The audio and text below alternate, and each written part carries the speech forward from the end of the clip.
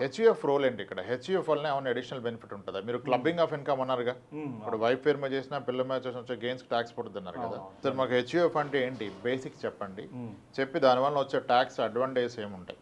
Okay yes sir. Sir first Hindu undivided family HUF అంటే, దాంట్లో Hindu undivided family అనేది ఒక ఫ్యామిలీకి సపరేట్గా ఒక పాన్ కార్డ్ అలాట్ చేయబడుతుంది. ఎవ్రీ మ్యారీడ్ ఇండివిజువల్ మ్యారేజ్ అయిన తర్వాత ఒక ఫ్యామిలీ మెంబర్స్ కలిపి అగ్రిమెంట్ చేసుకొని హెచ్యుఎఫ్కి సపరేట్ ఒక అగ్రిమెంట్ చేసి దాన్ని బేస్ చేసుకొని మనం పాన్ అప్లై చేయాలి. ఓకే.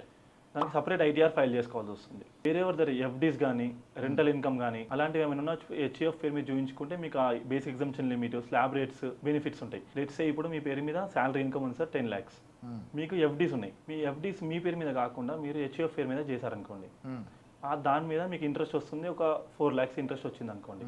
ఆ ఇన్కమ్ 4 lakhs హెచ్యుఎఫ్ పేరు మీద ట్యాక్స్ అయినప్పుడు స్లాబ్ రేట్స్ ఫస్ట్ 3 lakhs వరకు 0, తర్వాత 5%, సో మీకు ట్యాక్స్ బెనిఫిట్ అక్కడ వచ్చేస్తుంది.